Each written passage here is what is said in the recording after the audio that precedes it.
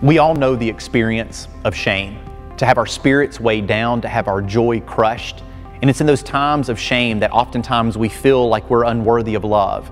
And because of what we did, that we are well beyond repair. And I think the difficulty of shame is that it's hard to know, is shame good? Is it bad? What kind of role does it have even in my life? And I think the reason why it's so difficult to understand what shame really is that sometimes we group together shame and guilt like they're the same. Yeah, they might have a similar beginning, but at the end they have a completely different destination.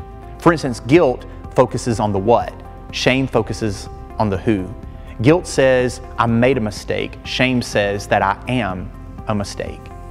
And so maybe in your shame, you've always wondered that if in all my sin, in all of my mess, if I was before a holy God, how in the world would He view somebody like me? Well, we got that answer yesterday when we opened up our Bibles to Luke chapter 8 and continued with our series called Encounters with Jesus. In Luke 8, we meet this woman who had an issue of blood that she dealt with for 12 years.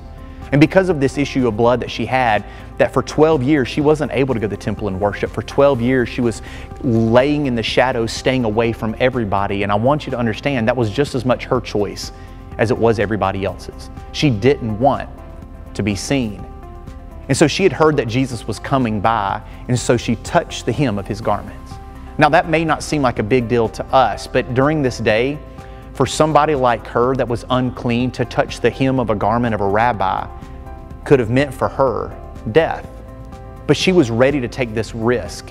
And maybe you could understand why, because if you haven't really been living anyway, then what fear do you actually have in dying?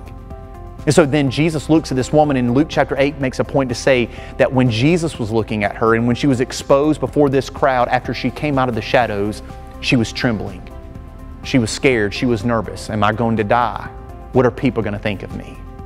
And so that question I asked you, if you ever want to wonder what it would be like to have all of your sin and shame and mess in front of a holy God, and you want to know how He would react to you, well, you find out in verse 48. He looks at this woman and He calls her daughter. Not stranger, not woman with an issue of blood, but daughter.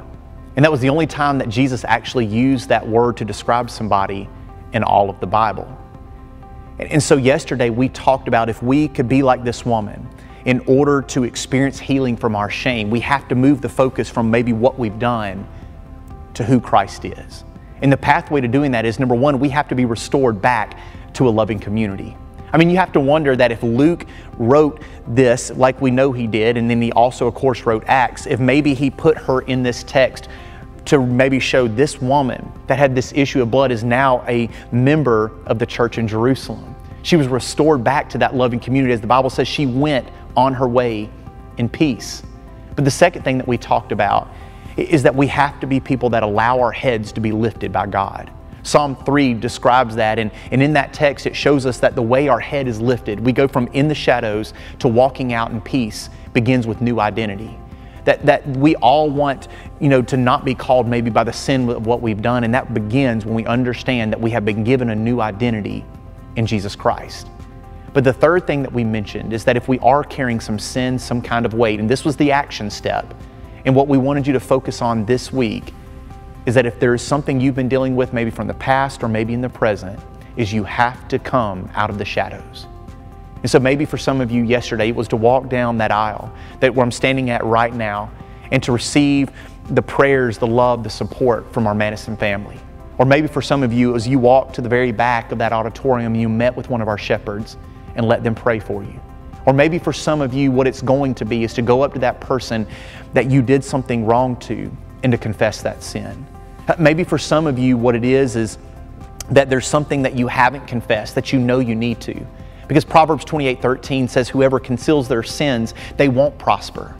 And so you think, man, if I confess my sin, though, I'm just going to be unhappy. But true unhappiness is found with a lack of confession.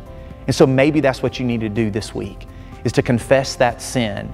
And maybe like this woman, you can go on your way in peace.